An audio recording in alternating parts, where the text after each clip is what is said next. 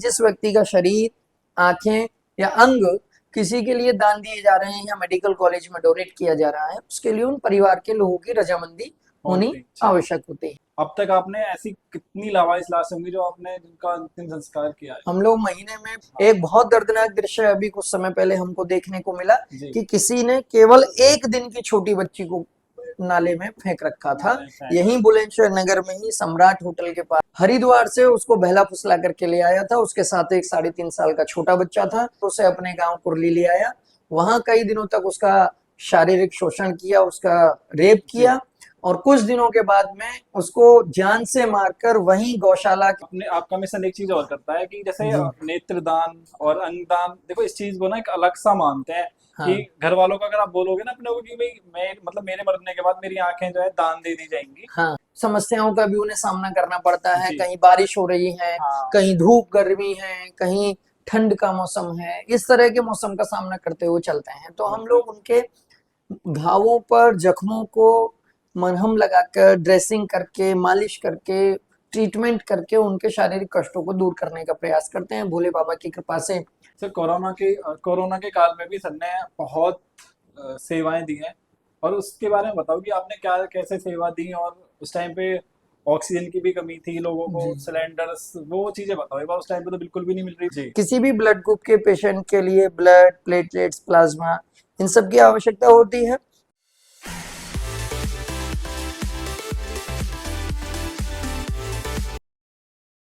सभी को राधे राधे जी। आज हमारे यहाँ पर गेस्ट के रूप में आए श्री हेमंत जी, जो कि मानवता की मिसाल की सेवा के रूप में कार्यरत है पूरे बुलंदशहर में। पूरे बुलंदशहर क्षेत्र को देखते हैं, और इन्होंने एक मिशन भी बनाया हुआ है जिसका नाम है राष्ट्रीय चेतना मिशन। और आओ इनसे बात करते हैं कि किस तरीके से अपने मिशन को चलाते हैं, और इनके मिशन के अंतर्गत क्या क्या गतिविधियां होती हैं, कौन कौन से काम आते हैं। राधे राधे जी। राधे राधे भैया। अनुज जी, बहुत बहुत धन्यवाद हमको यहाँ आमंत्रित करने के लिए। आप जो ये राष्ट्रीय चेतना मिशन आप चलाते हो, जी, अच्छा वो की आपने नींव रखी है, वो कहाँ से, कौन सी एज से आपने ये चीजें स्टार्ट कर दी थी? स्वामी विवेकानंद जी के ध्येय वाक्य नर सेवा नारायण सेवा को आधार मानकर हमने 10 वर्ष पूर्व अपनी ये संस्था का गठन किया। राष्ट्र चेतना मिशन, जैसा कि नाम से ही स्पष्ट है कि देश को, राष्ट्र को सर्वप्रथम रखते हुए भारत माता की सेवा के साथ साथ समाज की सेवा के लिए भी हम लोगों को, विशेषकर युवाओं को प्रेरित कर सकें, इसको एक मिशन के रूप में हमने शुरुआत की। कि आजकल की जो युवा पीढ़ी गलत रास्ते पर चल रही है, गलत संगत में जा रही है, अपनी ऊर्जा का दुरुपयोग कर रही है, तो उनकी ऊर्जा को राष्ट्र हित में लगाने के लिए, जरूरतमंद पीड़ितों की सेवा के लिए और इसको एक मिशन के रूप में ले चलने के लिए हमने इस संस्था की स्थापना की। आज 10 वर्ष के इस लंबे सफर में बहुत सारे युवा हमारे साथ जुड़ करके अलग अलग क्षेत्रों में समाज की सेवा की एक मिसाल कायम करते हुए अपना समर्पण और अपना परिश्रम अर्पित कर रहे हैं।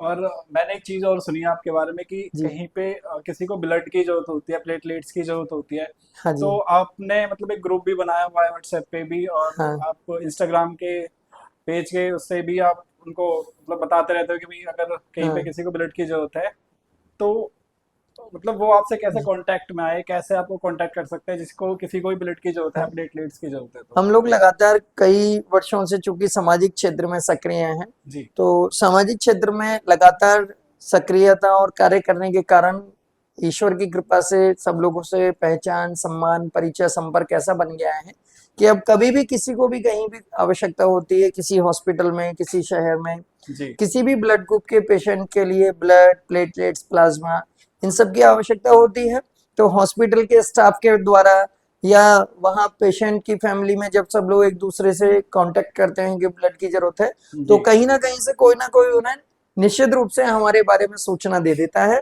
वो सीधा हमसे संपर्क करते हैं और उनकी यथासंभव मदद करके उस मरीज की जान बचाने का प्रयास करते हैं। और मैंने एक चीज और देखी है कि पता है अगर किसी को प्लेटलेट्स की जरूरत है, तो अगर वो सर से मिल जाते हैं तो वो हाथ देकर के 10 मिनट में वहां पे बंदा पहुंच जाएगा ब्लड देने के लिए या प्लेटलेट्स देने के लिए, जिस चीज की भी जरूरत होती है। और जौन सा भी ब्लड ग्रुप चाहिए, उस ब्लड ग्रुप के बंदे एक नहीं कम से कम 4 बंदे वहां पे पहुंचते हैं। इतना मतलब इतनी सेवा करते हैं।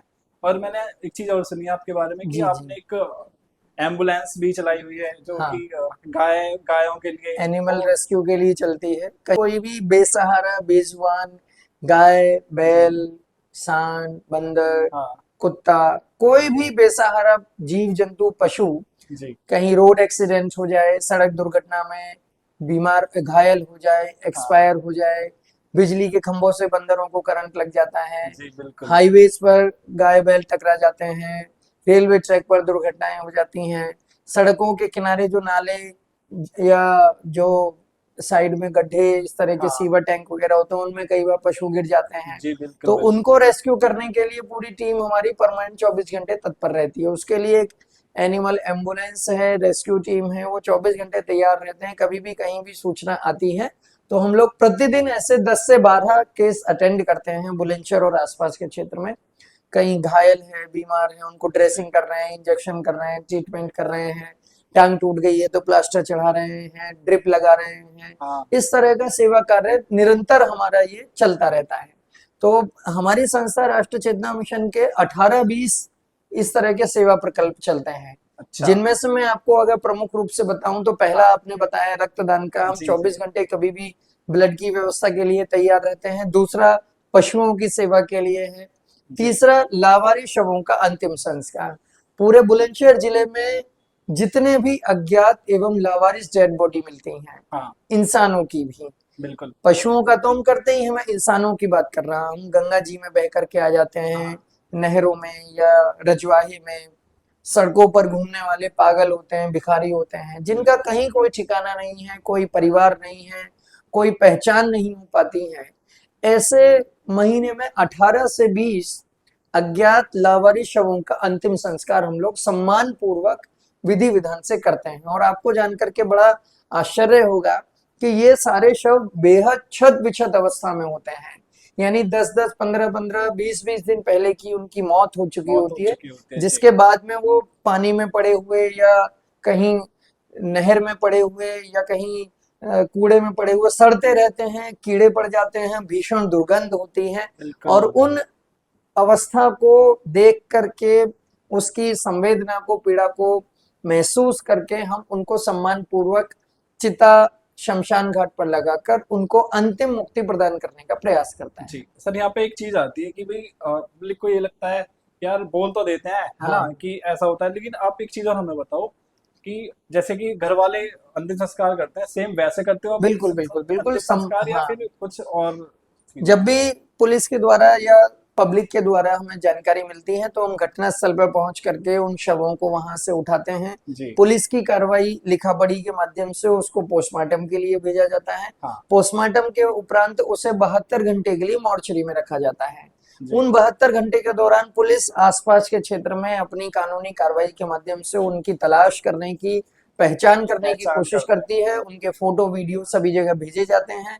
जब कहीं आसपास उनके बारे में कोई जानकारी नहीं मिलती, कहीं कोई गुमशुदगी हो, कहीं हाँ, कोई अपहरण की सूचना हो, कहीं किसी मर्डर की सूचना हो या किसी के घर से चले जाने की चले सूचना जाते या हैं, हाँ, सुसाइड करने की, आत्महत्या की सूचना, ये सब पुलिस प्रयास करती है। जब कहीं नहीं कोई मिल पाता है जी, तब वो 72 घंटे बाद पुनः हमको संपर्क करके हमें बताते हैं कि इनका परिवार नहीं मिल पाया है, अब इनको हमें अपनी संस्था राष्ट्रीय चेतना मिशन के माध्यम से अंतिम संस्कार करना है। तो हम उस बॉडी को मॉर्चरी से उठा करके जी, भूतेश्वर शमशान घाट पर लेकर के आते हैं। अच्छा, वहां अपने हाथों से लकड़ी, उपला ये सब मांगा करके चिता लगाते हैं। वो सारी सेवा हमारी संस्था की तरफ से होती है और सम्मान पूर्वक पूरी उनका अंतिम संस्कार करके हम उनकी आत्मा की शांति हेतु प्रार्थना करते हैं। उसके उपरांत सभी महीने के जितने भी ऐसे शवों का हमने दाह संस्कार किया, जी, उनके अस्थि अवशेषों को एकत्रित करके रखते हैं, सुरक्षित करके रखते हाँ, हैं। और महीने में अमावस्या के दिन या पूर्णिमा के दिन जब भी अवसर मिलता है, उन पूरे महीने भर के एकत्रित किए गए उन अस्थि अवशेषों को अनूप शहर में गंगा जी पर लेकर के ले जाकर के सम्मान पूर्वक उनका अस्थि विसर्जन करते हैं। उसके बाद भी जी, जब वर्ष भर में, पूरे साल भर में हमने जितने भी सैकड़ों ऐसे अज्ञात लोगों का क्रियाकर्म किया, जी, उनकी पुण्य आत्मा की मोक्ष की प्रार्थना के लिए हम लोग कार्तिक पूर्णिमा पर, जब मृतकों की याद में दिए जलाने का हाँ, प्रावधान हमारी सनातन संस्कृति में होता है। जी तो एक बड़ा दीपदान का कार्यक्रम हम अनूप शहर में गंगा तट पर करते हैं, जिसमें 501 दिए जला करके गंगा जी में प्रवाहित करके इन सब वर्ष भर के ऐसे अज्ञात लोगों की आत्मा की शांति हेतु प्रार्थना की जाती है। तो जितना परिवार के द्वारा लोग अंतिम संस्कार करने की रस्म निभाते हैं, उतना ही सम्मान पूर्वक हम भी वैदिक मंत्रोच्चार के साथ में उनका दाह संस्कार करते हैं।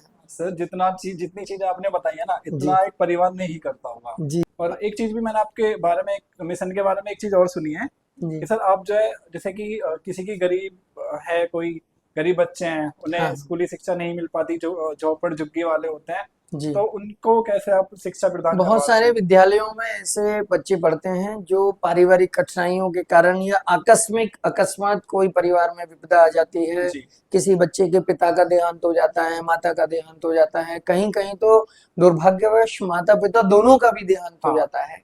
तो ऐसी आपदा के अवसर पर, ऐसी आपदा में उनको सपोर्ट करने के लिए उनकी पढ़ाई बीच में ना रुके, उनका जी कैरियर खराब ना हो, उनका भविष्य बर्बाद ना हो, वो सही दिशा में सही राह पर अपनी शिक्षा को संचालित कर सकें। अनेक अलग अलग विद्यालयों में पढ़ने वाले बच्चों की हमें सूचना मिलती है, लोग हमें जी बताते हैं। हम उनके परिवार में जाकर के उनकी स्थिति का आंकलन करते हैं कि उनको हाँ, किन किन आवश्यकताओं की पूर्ति की हमें व्यवस्था करनी है। करनी है तो बिल्कुल। उनको हम अगर रहने की, खाने की, शिक्षा की जो भी आवश्यकता होती है वो पूर्ण करते हैं। और वो जिस विद्यालय में पढ़ रहे हैं, हाँ, चाहे वो प्राइवेट है, चाहे चाहे सरकारी है, सरकारी चाहे हो। यूपी बोर्ड है, चाहे सीबीएसई बोर्ड है, चाहे डिग्री कॉलेज है, अच्छा। यहाँ तक कि यूनिवर्सिटीज में पढ़ने वाले बच्चों का, जो सेंट्रल यूनिवर्सिटी में भी कई ऐसे बच्चे हैं हाँ जो परिवार से बहुत ज्यादा कमजोर थे, लेकिन उनको आगे की पढ़ाई के लिए कोई माध्यम नहीं था, हाँ तो हमने उनको स्पॉन्सर किया, उनको सपोर्ट किया और वो आज बड़ी बड़ी विश्वविद्यालयों में, यूनिवर्सिटीज में पढ़ रहे हैं। पढ़ रहे हैं। तो ऐसे 62 बच्चे हमने शिक्षा के लिए गोद लिए हुए हैं। अच्छा। उनके शिक्षा का योगदान करके हम उनके जीवन को सुदृढ़ बनाने में, उनके परिवार को, उनके भविष्य को सुरक्षित बनाने में अपना योगदान करने का प्रयास करते हैं। और ये सारी सेवाएं सामाजिक सहयोग से ही चलती हैं, यानी समाज के लोगों से सहयोग लेकर हाँ, हम ऐसे जरूरतमंद पीड़ितों की सहायता करते हैं। बिल्कुल बिल्कुल। सर, कोरोना के काल में भी सर ने बहुत सेवाएं दी हैं, और उसके बारे में बताओ कि आपने क्या कैसे सेवा दी, और उस टाइम पे ऑक्सीजन की भी कमी थी, लोगों को जी सिलेंडर्स, वो चीजें बताओ एक बार। उस टाइम पे तो बिल्कुल भी नहीं मिल रही थी हाँ, ऑक्सीजन पूरी वगैरह। दुनिया की मानव प्रजाति के लिए वो जी बहुत बड़ा संकट काल था। ऐसा भयावह दौर था जब लोग त्राही त्राही कर रहे थे। हाँ केवल भारत ही नहीं, पूरी दुनिया उससे त्रस्त थी।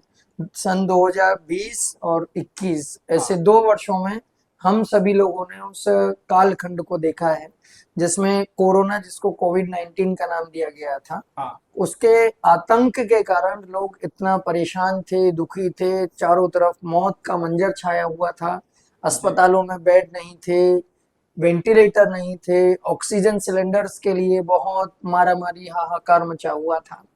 लोग एक दूसरे से मिल नहीं रहे थे, एक दूसरे से जुड़ नहीं रहे थे, सब अपने अपने घरों में कैद थे।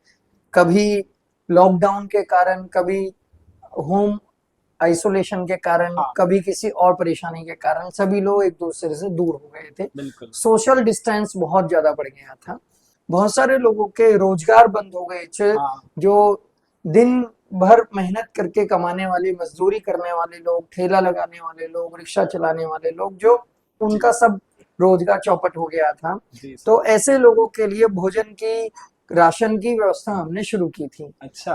हर रोज हम करीब 50-60 परिवारों में अपने पास से, अपने संस्था के माध्यम से किट तैयार करते थे, जिसमें हाँ उनका राशन का सामान, खाने का सामान, अनाज, आटा, दाल, चावल, सब्जियां, ऐसे हाँ करीब 1 महीने का राशन किट तैयार करके हम घर घर उनको पहुंचा करके आते थे। अच्छा। और उनके साथ साथ बहुत सारे परिवारों में जो पूरा पूरा परिवार संक्रमित है हाँ कोरोना से, जो कहीं नहीं जा सकता है, ना खुद बना सकता है, किचन में भी सामान खत्म हो गया, बिल्कुल। दुकानें बाजार बंद हैं, तो उनको अपने घरों में खाना बना करके, भोजन के पैकेट बना करके, तैयार करके, ऐसे 150-200 परिवारों में हम लोग हर रोज सुबह शाम खाने की सप्लाई किया करते थे। और ये ये चीजें, कई महीनों तक सिलसिला लगातार जारी रहा, 2020 में भी और 2021 में भी।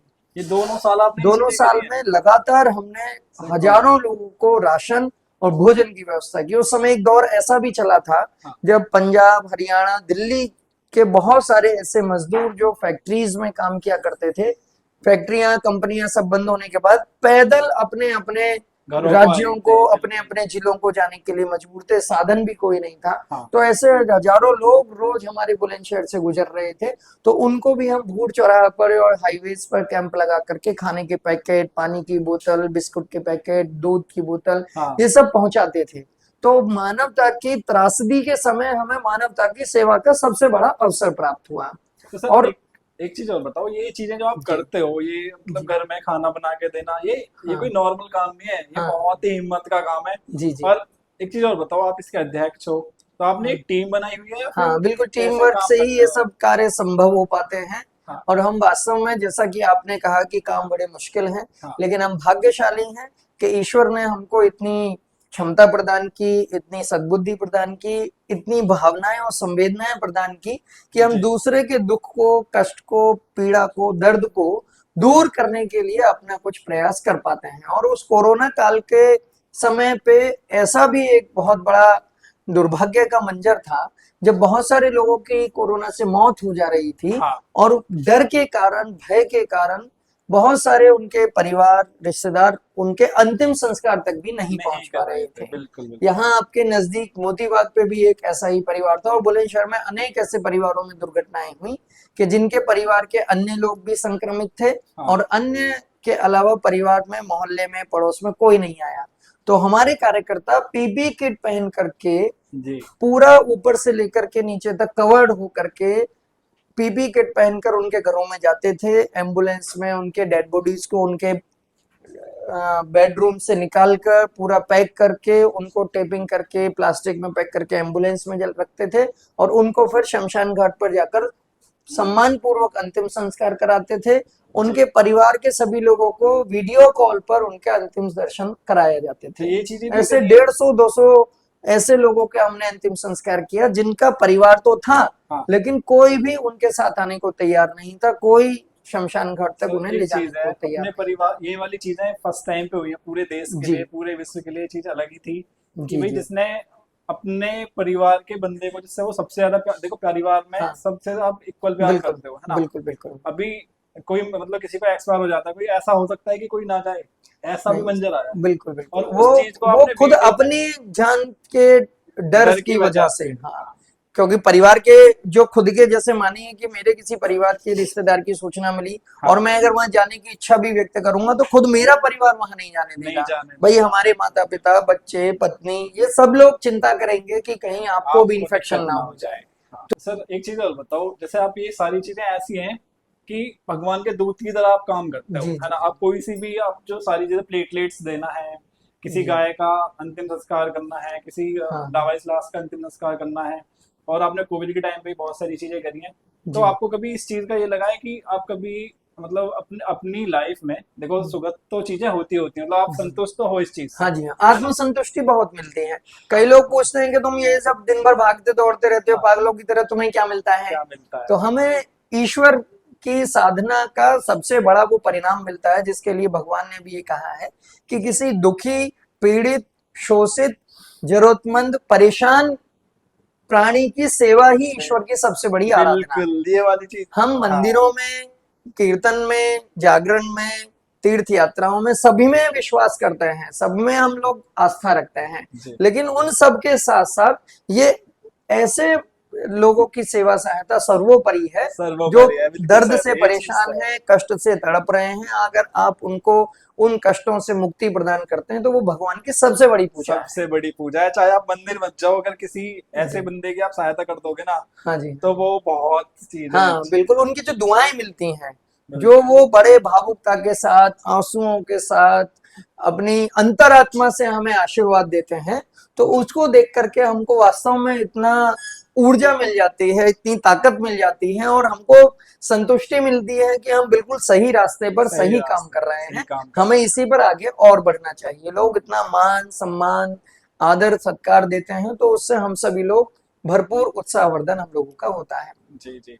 और सर देखो, ये यही चीजें नहीं चलाते, और भी इनके जैसे कि किसी गरीब इंसान है, कोई मतलब लड़की की शादी के लिए उसके पास पैसे नहीं है, तो वो शादियां भी सर कराते हैं, इनकी पूरी टीम जो है उसको पूरी शादी का खर्चा उठाते हैं। वो भी आप एक बार हमें हर बताओगे वर्ष वो कैसे हर होता है? वर्ष लगभग 30 से 35 ऐसी निर्धन अनाथ कन्याओं को गोद लेकर, कहीं उनका भाई बनकर, कहीं उनका हाँ। पिता बनकर, ऐसा हम उनको एक सांत्वना के साथ सहारा देते हैं, जिससे उनका अच्छे से घर बस सके। वही बात जैसा मैंने निर्धन छात्रों के बारे में बताया हाँ। कि बहुत सारे झुग्गी झोपड़ियों में रहने वाले परिवार हैं, सड़क के किनारे हैं, माता या पिता नहीं है, बच्ची किसी अपने रिश्तेदार के यहाँ पालन पोषण हुई है, जी। पढ़ाई भी नहीं उसकी हो पाई, कहीं बूढ़ी दादी के साथ है या बूढ़ी नानी के साथ है। ऐसा बहुत जगह समाज में अलग अलग परिस्थितियां देखने को मिलती हैं।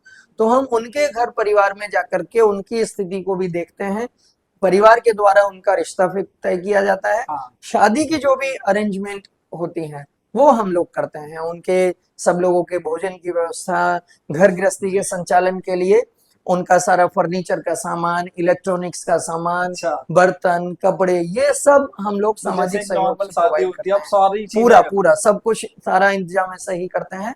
और भगवान महादेव की कृपा से महाशिवरात्रि जो सर्दियों में आती है फरवरी हाँ। में, उसमें महाशिवरात्रि के दिन ही ऐसा एक सामूहिक निर्धन कन्या विवाह हमारा आयोजित किया जाता है। श्री जी। शिव शक्ति मंदिर है, हम लोगों की समिति के माध्यम से ही संचालित है। श्री हाँ। शिव शक्ति मंदिर गांव सीकरी, खानपुर के पास में गांव सीकरी है, वहां अच्छा। उस मंदिर के प्रांगण में वो समारोह आयोजित होता है। उस दिन 1 हो 2 हो 4 हो जैसी भी हाँ। कन्याएं उस दिन हमारे पास पहले से सूचना मिल करके तैयारी हो जाती है, हम उनका वहाँ विवाह समारोह करते हैं। उनकी बारात की स्वागत सत्कार की सब तैयारी हम लोग कराते हैं। तो जैसे कि अगर कोई है अभी गरीब कन्या कोई है ऐसे इस टाइम जी। पे, तो वो आपसे कैसे मिले आपके, वो चीजें और बताओ कि किस तरीके से राष्ट्र आपसे। चेतना मिशन के नाम से हमारी संस्था संचालित होती है। हाँ। और समाज में, चूंकि मैंने पहला बताया कि बहुत लंबे समय से हम कार्य कर रहे हैं, तो अब सभी लोग हमसे सीधा संपर्क कर लेते हैं। कहीं जी। ना कहीं कोई ना बता देता है कि आपको ये परेशानी है, ये जरूरत है, तो इसकी व्यवस्था, इसकी सहायता कहाँ से हो सकती है, तो लोग सीधा हमारे पास आते हैं। बाकी हम अपना मोबाइल नंबर, हमारा पता, कार्यालय, सब कुछ लोगों के ध्यान में रहता है। लोग कभी भी हमें 24 घंटे इन सब आवश्यकताओं के लिए संपर्क करके संपर्क कर सकते हैं। अपनी जो भी उनकी आवश्यकता है, अपेक्षा है, उसको हमें अवगत कराकर हम उनकी सेवा सेवा। सहायता करते हैं। जैसे कि अभी कांवड़ यात्रा के बारे में भी आपको जो हाँ मिशन बिल्कुल। है वो काम करता है, वो किस तरीके से आप काम करते हो, वो चीजें और अभी बताओ यार। सावन का सीजन चल रहा है, सावन का मौसम चल रहा है, तो हाँ। श्रावण मास में कांवड़ यात्रा का हमारे इधर पश्चिम उत्तर प्रदेश और खासकर पूरे पश्चिम भारत, उत्तर भारत में बहुत बड़ा बहुत कांवड़ आती है। हाँ। क्रेज रहता है। हाँ बिल्कुल। हरिद्वार, गंगोत्री, गोमुख, ऐसे बहुत दूर दूर के क्षेत्र से लोग पैदल कांवड़ लेकर, यानी गंगा जल को अपने कांधे पर धारण करके अपने अपने शहर, अपने गांव ले जा करके वहां भगवान शिव को उनका अर्पित अभिषेक करते करते हैं। हैं। हाँ। अपने परिवार के लिए, गांव के लिए सुख समृद्धि की कामना करते हैं। ये बरसों से, शताब्दियों से चली आ रही परंपरा का निर्वहन आज हमारे देश में, क्योंकि बहुत हिंदुत्व को प्रेरित करने वाली प्रेरित सरकारें करने हैं। वाली उत्तर प्रदेश में भी बहुत सनातन धर्म के प्रति सम्मान प्रदान करने वाली सरकार है। भारत में भी, पूरे देश में जो केंद्र की सरकार है वो भी सनातन संस्कृति का सम्मान बढ़ाने वाली सरकार है। तो लोगों में स्वाभाविक रूप से बहुत उत्साह बढ़ा है ऐसे धार्मिक यात्राओं के यात्रा आयोजन के लिए। बिल्कुल। तो हमारी इस कांवड़ यात्रा में भी हर वर्ष कई करोड़ की संख्या में लोग उत्तराखंड के अलग अलग देवालयों से, गंगा जी के तटों से हाँ। गंगा जल लेकर यहाँ आते हैं। तो हमने पिछले 10-12 वर्षों से एक सेवा का संकल्प लगातार चलाया हुआ है कि उस कांवड़ यात्रा के दौरान महाशिवरात्रि से पहले हाँ। 8-10 दिन तक हम अलग अलग स्थानों पर पोर्टेबल मेडिकल ट्रीटमेंट कैंप लगाते हैं। पोर्टेबल का मतलब है वो मूवमेंट वाले होते हैं, अच्छा। जिनको हम कुछ घंटे घंटे के अंतर पर अलग अलग स्थानों पर शिफ्ट करते मतलब हैं। कुछ दिन यहाँ पे है, कुछ घंटे यहाँ कुछ पे, फिर घंटे कुछ यहाँ, घंटे फिर वहीं पे। कुछ घंटे वहां, इस अच्छा। तरह से। जब हरिद्वार से चलते हैं तो हरिद्वार, हाँ। उसके बाद रुड़की, रुड़की के बाद फिर मुजफ्फरनगर, पुरकाजी, हाँ। मेरठ, हापुड़, गुलाबटी, बुलंदशहर, ये वाला जो पूरा यात्रा मार्ग को हम कवर करते हैं। अच्छा। और इन 10 दिनों के अंदर हम 20,000 कांवड़ियों की ऐसी प्राथमिक चिकित्सा उनको प्रदान करते हैं जो उनके शारीरिक कष्टों को दूर करने दूर का करने। प्रयास रहता है। जी। जैसे किसी के छाले हो जाते हैं, किसी हाँ। के घाव हो जाते हैं, कमर में भयंकर दर्द हो जाता है, पाँवों में भयंकर दर्द हो जाता है, कांधे छिल जाते हैं, हाँ सिर की परेशानी, सिर में दर्द, पेट खराब, इस तरह की तमाम मौसमी समस्याओं का भी उन्हें सामना करना पड़ता है। जी कहीं बारिश हो रही है, हाँ कहीं धूप गर्मी है, कहीं ठंड का मौसम है, इस तरह के मौसम का सामना करते हुए चलते हैं। तो हम बिल्कुल लोग उनके घावों पर, जख्मों को मरहम लगाकर, ड्रेसिंग करके, मालिश करके, ट्रीटमेंट करके उनके शारीरिक कष्टों को दूर करने का प्रयास करते हैं। भोले बाबा की कृपा से यह सेवा भी निरंतर जारी है। और जी विशेष बात इसमें ये रहती है कि हम ऐसे स्थान पर शिविर लगाते हैं जहां आसपास कहीं कोई शहर नहीं है, कस्बा नहीं है, कोई भंडारा नहीं है, ऐसे अच्छा सुनसान क्षेत्र में जहां जहाँ आसपास कोई मदद की व्यवस्था ही मदद की नहीं है। व्यवस्था ना हो। इसलिए हम अपना सारा सेटअप लेकर के जाते हैं, हाँ अपना टेंट, अपनी गाड़ी, अपना सामान, अपनी दवाइयां, सब कुछ लेकर के जाते हैं। जी और जहां वो मदद की आस लगाकर पैदल चले जा रहे हैं कि जी कहीं कोई ऐसा स्थान मिले, कोई ऐसी मदद का कोई ठिकाना मिले जहां उन्हें कुछ सहायता मिल सके, तो उस सहायता के लिए हम वहां पर मौजूद रहते हैं। तो एक चीज और है, जी आपने आपका मिशन एक चीज और करता है कि जैसे जी नेत्रदान और अंगदान, देखो इस चीज को ना एक अलग सा मानते हैं कि हाँ घर वालों को अगर आप बोलोगे ना अपने को कि भाई मैं मतलब मेरे मरने के बाद मेरी आंखें जो है दान दे दी जाएंगी, हाँ तो वो एक अलग अलग के मम्मी भी बोलेंगी, पापा, मतलब हाँ। घर के हर बड़ा सदस्य आपके पीछे पड़ जाएगा, नहीं बहुत ऐसा सारे नहीं है। भ्रामक विसंगतियां लोगों के मन में हाँ है। हम लोग सामाजिक तौर पर भले ही बहुत विकसित हो गए हैं, जी व्यावसायिक तौर पर बहुत विकसित हो गए हैं, शैक्षिक तौर पर भी बहुत आगे बढ़ गए हैं, लेकिन कुछ पुरातन परंपरा और मिथकों का शिकार होकर आज भी हम बहुत सारे भ्रमों का शिकार हैं। लोग रक्तदान करने से डरते हैं कि डरते हैं, कमजोरी आ जाएगी। कमजोरी आ जाएगी। बहुत सारे लोगों को हम ये समझा करके प्रेरित करते हैं कि भाई आप 18 वर्ष की अवस्था से 50 किलो अगर आपका वजन है हाँ तो कोई भी रक्तदान कर सकता है। लेकिन लोगों को अपने परिवार परिजन को रक्तदान करने में भी डर लगता डर है। लगता है। लोग अनजान हैं हमसे, लेकिन उसके बावजूद हमसे उम्मीद करते हैं कि भाई ये संस्था वाले आकर के डोनेट करें। डोनेट लेकिन जो खुद मरीज के घर के लोग होते हैं तो वो डोनेट नहीं करते। वो ऐसे डरे लोगों होते को हैं। हमें हाँ काउंसलिंग करनी पड़ती है। उनके मन की जो भी भ्रांतियां हैं उनको हमें दूर करना पड़ता है, उनको समझाते हैं तो फिर वो रक्तदान करने के लिए। ये चीजें जो आप करते हो तो इसका आप शिविर लगाते हो कहीं पे? रक्तदान के शिविर भी लगाते हैं समय समय पर, स्कूल कॉलेजेस में, गांव में, या कहीं किसी ऐसे भी अवसर पर जहां युवाओं में उत्साह हो जाता है, हाँ हम उनको प्रेरित कर पाते हैं। महापुरुषों की जयंती या इस तरह के कार्यक्रमों में हम रक्तदान शिविर लगाते हैं।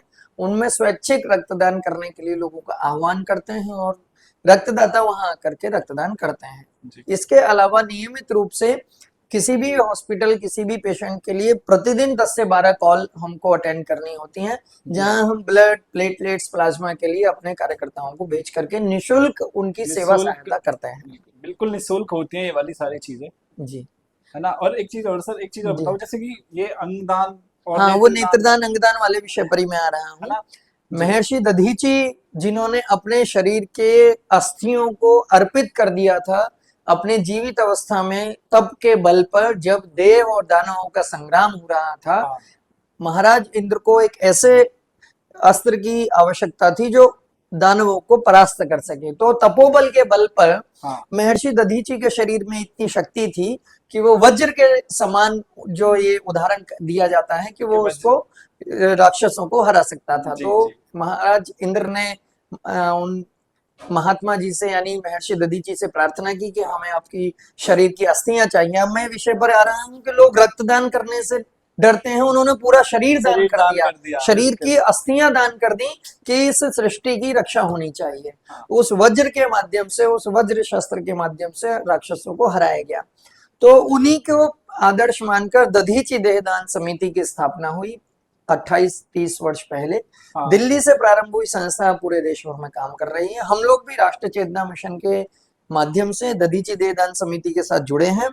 नेत्रदान, अंगदान, देहदान, हाँ ये तीनों का प्रकल्प हम लोग चलाते हैं। मृत्यु के उपरांत हमारी आंखें किसी और नेत्रहीन इंसान की जिंदगी में उजाला भर उजाला कर सके। सकें। हाँ देखिए, बहुत साधारण बात है, मरने के बाद में हमारे शरीर के प्रत्येक अंगों को नष्ट हो जाना है, नष्ट हो जाना है। जल के राख हो जाना है, या कब्र में दफन करके उनको खत्म हो जाना नाश है। हो जाएगा बच्चे। लेकिन हमारे मरने के बाद में हमारी आंखों से किसी और को प्रकाश मिल सके तो इससे बढ़िया तो कुछ इससे हो ही बढ़िया नहीं कोई सकता, बात ही नहीं हो क्योंकि हम सकती। तो जा ही चुके हैं। अब उसको हम किसी और को दें या फिर आग में जला दें, कोई फर्क नहीं पड़ता। तो लोगों को ये भ्रम दूर करके कि उनको किसी तरह का कोई संकोच नहीं करना चाहिए।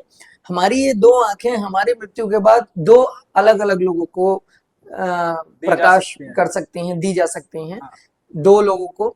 और फिर उन दो लोगों से भी उनकी मृत्यु के समय वो आंखें और दो लोगों को दी जा सकते अच्छा, हैं। ऐसा भी है। ये वैज्ञानिक तौर पर चिकित्सकीय रूप से मैं आपको बता रहा हूं कि हाँ। हमारी ये दो आंखें 5 शरीरों में काम कर सकती हैं। यानी एक शरीर हमारा, हाँ फिर दो शरीर वो जिसमें हमारी दोनों आंखें गई, जी। और फिर दो शरीर और जिनमें वो आगे दोनों आंखें जाएंगी। हमारा कहीं कोई हानि नहीं है, नुकसान नहीं नहीं है। है। इसी तरह से अंगदान होता है हाँ। कि शरीर के अंग, अगर कोई व्यक्ति एक्सीडेंट में या किसी दुर्घटना में ब्रेन डेड हो गया, हाँ। कोमा में चला गया, उसका शरीर या मन मस्तिष्क काम नहीं कर रहा अभी है, लीवर लीवर डैमेज हो हाँ, गया है, तो किडनी लीवर में। है, हाथ है, या और कोई शरीर का अंग ऐसा रहता है जो काम कर रहा है, जी। उसको किसी और व्यक्ति की जान बचाने के लिए ट्रांसप्लांट किया जाता हाँ। है, जिसको अंग प्रत्यारोपण कहते हैं। तो वो ट्रांसप्लांट करके उसकी जान बचाने के काम आता है। तीसरा होता है देहदान। देहदान के बारे में बताओ। हाँ, ये शरीर हमारा पूरा, हाँ जिस पर चिकित्सा के लिए, अनुसंधान के लिए, रिसर्च के लिए आवश्यकता होती है, एक मानव शरीर की, हमारे देश में पढ़ने वाले मेडिकल स्टूडेंट्स के लिए, इसके लिए। मेडिकल कॉलेज, जितने भी नर्सिंग कॉलेज या इस तरह की यूनिवर्सिटीज हैं, हॉस्पिटल्स हैं, उनमें जो स्टूडेंट स्टडी कर रहे हैं, हाँ। जिनको भविष्य में डॉक्टर बन के इंसानों का इलाज करना है, तो शरीर की रचना की जानकारी के लिए उन्हें शरीर की आवश्यकता होती है। हाँ। और वो पुतले पे नहीं किया जा सकता, वो स्टैचू पर नहीं किया जा सकता। शरीर के अंदर कौन सा भाग किस तरह का बना है, कैसे उसकी सर्जरी होनी है, हाँ। कैसा अंग कौन काम करता है, वो इंसान के शरीर से ही उन्हें देखना, पढ़ना और समझना होता है। तो उसी के लिए ही शरीरों की आवश्यकता होती है। तो उस देहदान के लिए भी लोगों को ये प्रेरित किया जाता है कि हमारा मृत्यु के उपरांत शरीर आगे की मानव जाति की रक्षा यानी चिकित्सा के लिए हाँ। काम आ सके, तो मेडिकल कॉलेज में वो देहदान किया जाता है परिवार की सहमति से। ये सारे काम परिवारों की सहमति से ही होते हैं। यानी जिस व्यक्ति का शरीर, आंखें या अंग किसी के लिए दान दिए जा रहे हैं या मेडिकल कॉलेज में डोनेट किया जा रहा है, उसके लिए उन परिवार के लोगों की रजामंदी होनी आवश्यक होती है। तो वो सहमति से अपने परिजन का शरीर दान करते हैं। अभी हाल ही में हमने कुछ ही दिन पहले एक अशोक कुमार कंसल जी, जो टैक्सेशन के एडवोकेट थे, हाँ। उनका शरीर दान कराया है मेडिकल कॉलेज में, जो 3 वर्ष तक वो शरीर अलग अलग हजारों बच्चों की स्टडी के लिए, रिसर्च के लिए काम आएगा। अब आप ये कल्पना कीजिए कि अगर उन्हें शरीर नहीं मिलेगा तो वो इंसान का इलाज करना कैसे सीखेंगे। कैसे सीखेंगे। तो उसके लिए वो लाइव एग्जांपल बहुत जरूरी है। सर पता तो है, इसी तरह के लोगों को प्रेरित करते हैं। तो अब तक हम करीब 5-6 लोगों का शरीर दान करा चुके हैं। अच्छा 2 गुलाबटी के, 2 सिकंदराबाद के, 1 बुलंदशहर के। सर, ये जो आप इतना सारा काम करते हो, मतलब आप 20 ऐसे काम है जो सर करते हैं, जी। इनकी संस्था करती है, तो आप अपने काम के प्रति किस हद तक पहुंच पाते हैं, ये चीजें और बताओ। बड़ा कठिन होता है अपने व्यक्तिगत जीवन के साथ, पारिवारिक जीवन के साथ, सामाजिक जीवन को तालमेल बिठाना वास्तव में बड़ा कठिन होता है, क्योंकि सबकी अपनी व्यस्तताएं हैं। किसी का रोजगार है, कोई हाँ। नौकरी कर रहा है, कोई दुकान कर रहा है, कोई पढ़ाई कर रहा है, जी। कोई और अन्य कार्य में लगा हुआ है। लेकिन अपनी दैनिक दिनचर्या के साथ, आजीविका के साथ में भी समय निकाल करके समाज के लिए कुछ योगदान करने की प्रेरणा जब व्यक्ति के मन में उत्प्रेरित हो जाती है, तो फिर वो अपनी सारी चीजों को एडजस्ट करने में सफल हो जाता है। जी। बहुत सारे लोग तन से सहयोग करते हैं, कोई मन से सहयोग करता है, कोई धन से सहयोग करता है। तीनों प्रकार के ही माध्यम से लोगों की सेवा सहायता की जाती है। निश्चित रूप से ये सारे सेवा कार्य समाज के ही सहयोग से संचालित होते हैं। हम लोग तो केवल माध्यम मात्र हैं, जरूरतमंद और सहायक दोनों के बीच की कड़ी हैं। हाँ। लोग हम पर विश्वास करते हैं, लोग हम पर भरोसा करते हैं कि हम उनसे सहायता लेकर के वास्तव में किसी जरूरतमंद व्यक्ति की सहायता में उसका सदुपयोग करते हैं। सर, जैसे कि आपने बताया कि आप 10 साल हो गई है आपको अपना राष्ट्रीय चेतना मिशन जी। चलाते हुए, अब तक आपने ऐसी कितनी लावारिस लाशें होंगी जो आपने जिनका अंतिम संस्कार किया है? हम लोग महीने में 25-30 शवों का अंतिम संस्कार कर देते हैं, और अच्छा। कोरोना के समय तो बहुत ज्यादा आंकड़ा बढ़ गया था। हाँ। तो ऐसे अभी पिछले 10-12 वर्षों में हम 3,500 से 4,000 के करीब शवों का अंतिम संस्कार कर चुके हैं, जो ऐसी अज्ञात लावारिस बेसहारा अवस्था में मिलते हैं। और हाँ। वो कभी कभी तो बहुत ज्यादा दुर्गति के शिकार होते हैं। बहुत सारे महिलाओं के शव होते हैं, अधजले शव होते हैं, बिना सिर खोपड़ी के शव होते हैं। बिल्कुल बिल्कुल। कभी कभी तो केवल खोपड़ी मिलती है, नीचे का धड़ी नीचे का नहीं पता मिलता ही है। नहीं है। हाँ। एक बहुत दर्दनाक दृश्य अभी कुछ समय पहले हमको देखने को मिला जी। कि किसी ने केवल 1 दिन की छोटी बच्ची को नाले में फेंक रखा था। नाले में फेंक यहीं बुलंदशहर नगर में ही सम्राट होटल के पास में आगे शेल्टन होटल वाला एक हाँ। रजवाहा है जिसको बम्बा बोलते हैं। उस बम्बे में 1 दिन की छोटी बच्ची का शव मिला, जिसकी गर्भनाल भी नहीं काटी गई थी। वो दर्दनाक दृश्य हम जब भी याद करते हैं तो मन सिहर उठता है। हालांकि हमको और भी बहुत सारी इस तरह की घटनाओं का सामना करने का अनुभव हो गया है, लेकिन कुछ दृश्य ऐसे होते हैं जो हमें कभी भुला ही नहीं जा भुलाए सकते। नहीं जा सकते। एक ऐसी महिला के शव का अंतिम संस्कार हमने किया, जिसका बाद में पता चला, खुलासा हुआ। कई बार अंतिम संस्कार होने के बाद में घटना का खुलासा होता है कि वो हरिद्वार की निवासी थी। बुलंदशहर के पास ही गुलाबटी है, गुलाबटी के पास में कुरली गांव का कोई व्यक्ति हरिद्वार से उसको बहला फुसला करके ले आया था। उसके साथ एक 3.5 साल का छोटा बच्चा था। जी। ट्रेन में बैठा करके उसे अपने गांव कुरली ले आया। वहां कई दिनों तक उसका शारीरिक शोषण किया, उसका रेप किया, और कुछ दिनों के बाद में उसको जान से मारकर वहीं गौशाला के गोबर डालने वाले जो ढेर होते हैं, जो गड्ढे होते हैं, कूड़ी उसमें बोलते उसको हैं। हाँ। कूड़ी में डाल करके फेंक दिया। और बच्चा उसका जिंदा रोता रहा, बिलखता रहा। जब लोगों ने उसके रोने की आवाज सुनी, लोगों ने देखा, ढूंढा, ये अकेला बच्चा सुनसान क्षेत्र में कैसे है, आसपास तलाश किया, तो उसकी माँ का शव, उसकी माँ की डेड बॉडी वहां पर पड़ी हुई थी। पड़ी उसको हुई। निकाला गया, तलाश किया गया। अब चूंकि वो बहुत दूर की थी तो कोई जानकारी नहीं मिल पाई। उसकी मृत्यु के उपरांत जब जांच की गई, पुलिस ने सब हाँ। खोजबीन की, तब पता चला कि वो हरिद्वार से लाया गया था। उस व्यक्ति को ढूंढा गया, पकड़ा गया। उसने सारी बात को स्वीकार किया कि वो अपने किसी और केस की तारीख करने के लिए हरिद्वार गया था। ये महिला रेलवे स्टेशन पर उसको मिली थी। वो पति के साथ झगड़ा होने के कारण रेलवे स्टेशन पर आ गई थी, और वहां से वो उसे बहला फुसला करके यहाँ साथ लेकर आया था। वो छोटा बच्चा 3.5 साल का, जो माँ के साथ में यहाँ आया था, उसको फिर यहाँ से ले जा करके हरिद्वार उसका पिता को सौंपा गया। जो पिता ऑटो रिक्शा चलाया करता था, उसको भी पता नहीं था कि उसका बेटा और उसकी पत्नी कहाँ गायब हो गए हैं। कहाँ गायब तो हो गए? बड़ी बड़ी घटनाएं होती हैं। दूसरे राज्यों से महिलाओं को किडनैप करके, लूट करके, रेप करके, मार कर यहाँ डाल दिया जाता है बोंगे बिचौरे में। हाँ। कई बार जले हुए शव मिलते हैं, केवल कंकाल मिलता है कि बॉडी पूरी जल गई है, शरीर पूरा जल गया है, केवल कंकाल है, ना कोई पहचान हो सकती, ना कोई फोटो लिया जा सकता। जी जी। तो इन सब तमाम घटनाओं का सामना करते करते इस सेवा यात्रा को अब 10 वर्ष हो चुके हैं, और समाज की कृपा से, ईश्वर की कृपा से, आप सब लोगों के सहयोग से हम लोग इस सेवा यात्रा को और भी आगे बढ़ाई जा रहे हैं। सर एक चीज और, जैसे कि आप शुरू शुरू में आपने ये चीजें देखी होंगी भाई, लाश का सर नहीं है, कहीं पे जी। अधजला शरीर है, ये चीज तो सर शुरू शुरू में तो आपको हाँ, बहुत अलग ये चीज़ सिलसिला शुरू हुआ था दीपावली के दिन, 10 वर्ष पहले, बड़ी दीपावली पर, हाँ। जिस दिन हम सभी लोग अपने घर परिवारों में त्योहार मनाने की तैयारी करते हैं, दीपक सजाते हैं, झालर लगाते हैं, आतिशबाजी, हाँ। शाम को लक्ष्मी गणेश जी का पूजन, सब उसी में लगे होते हैं।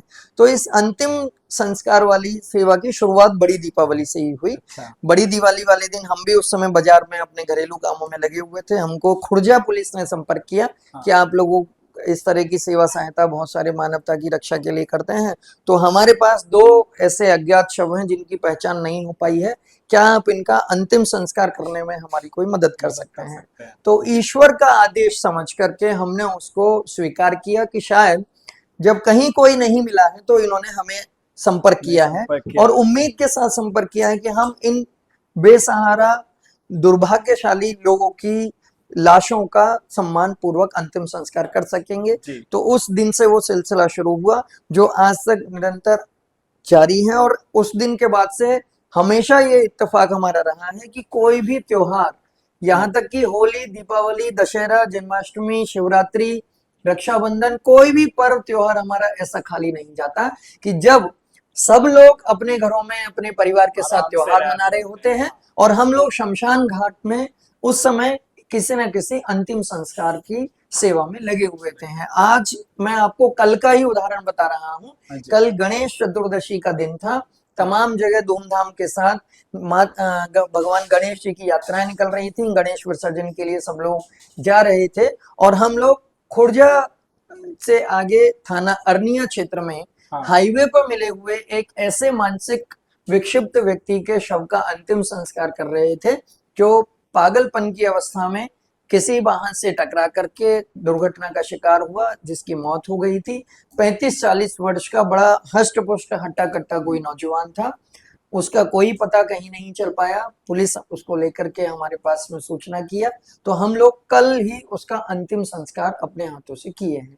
तो मैं ये आपको विडंबना भी कह सकते हैं या संयोग भी कह सकते हैं कि कोई त्योहार ऐसा हमारा खाली नहीं जाता जब हम किसी न किसी ऐसे अज्ञात लावारिस शव का अंतिम संस्कार ना कर रहे हैं। यानी होली वाले दिन भी, जिस दिन होली पर लोग रंग खेल रहे हैं, गुलाल खेल रहे हैं, उस दिन भी हम बुलंदशहर के भूतेश्वर शमशान घाट पर 2 ऐसे लावारिस अज्ञात शवों का अंतिम संस्कार कर रहे हैं। तो बड़ी भावुक परिस्थिति होती है, बड़ी ऐसी चीजें पे अपने आप करुणा को, हाँ, की अपने आप को स्थिति होती संभालना है ना। हाँ और परिजन तो क्या होते ही नहीं है घर, जी जब जी जी लावारिस से होते हैं हाँ। तो।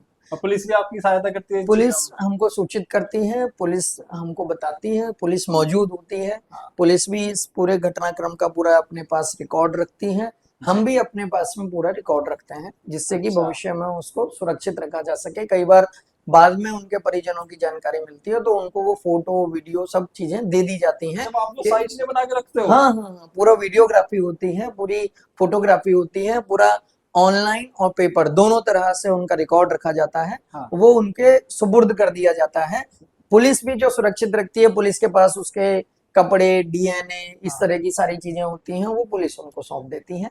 तो उनको ये संतुष्टि हो जाती है कि विधि का विधान दुर्भाग्य विधान बना ऐसी रही कि वो अपने उस परिजन का खुद अपने हाथों से अंतिम संस्कार करने का भी उन्हें मौका नहीं मिल मौका नहीं पाया। मिल पाया। लेकिन ईश्वर की कृपा से उनकी उस सेवा को हमने निभाने का प्रयास किया। हमारे साथ में आने वाले कार्यकर्ताओं के मन में, परिवारों के मन में, हमारे खुद के परिवारों के मन में भी कभी कभी ये भ्रम हो जाता है, कभी कभी आशंका हो जाती है जी। कि भाई वो जो शव लाए गए जिनका हमने अंतिम संस्कार किया, हाँ 99% वो अकाल मृत्यु के शिकार होते हैं। अकाल मृत्यु के शिकार किसी ने होते हैं। सुसाइड किया होगा, किसी का एक्सीडेंट हुआ होगा, किसी को मर्डर करके फेंक दिया गया होगा, कोई नहाते नहाते अचानक बह करके डूब करके मर गया हो होगा, सकता है किसी को तो जलाया गया किसी हो को कुछ। जलाया गया या जो भी कोई घटना हुई तो वो अकाल मृत्यु के शिकार होते हाँ हैं। तो कई बार हमको भी शुरू में संकोच लगता था कि इनकी आत्मा भटकती होगी, बिल्कुल। वो हमारे साथ में हमारे घर परिवार तक आ सकती है,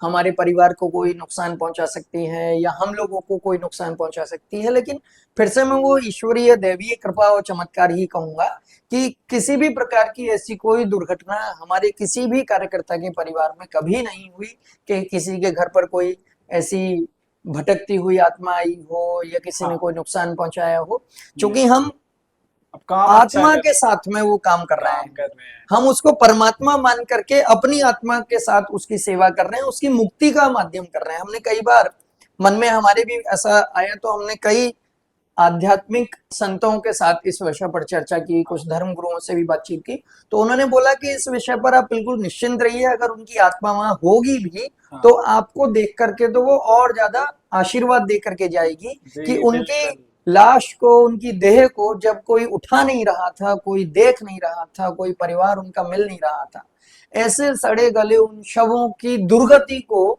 देख करके हम लोगों ने वो बीड़ा उठाया और उनके शव को अंतिम संस्कार करके उनकी मुक्ति का हम साधन बन रहे साधन हैं। बन रहे हैं। और सर सबसे ज्यादा स्मेल जो आती है ना, एक बार जी कोई कुत्ता या कोई जानवर मर जाओ उसमें से इतनी स्मेल नहीं आती जी जितनी जी, इंसान में से आती है। इतनी दुर्गंध होती है कि कोई सबसे सामान्य ज्यादा इंसान वहां खड़ा ही नहीं खड़ा रह नहीं हो सकता। सकता उस टाइम पे। पुलिसकर्मी भी जो साथ में आते हैं वो भी बहुत दूर जाकर के खड़े रहते हैं हाँ और हम पास में लाश के साथ लाश में को, और वो उसकी भी चिता लगा रहे उसको होते हैं। रखना हाँ, पेपर में रखना, मतलब उस पॉलीथीन पैकेट में में। पैक हाँ होता है, कफन होता है, पूरा सब जी कुछ जी सारी जी। व्यवस्था की जाती है।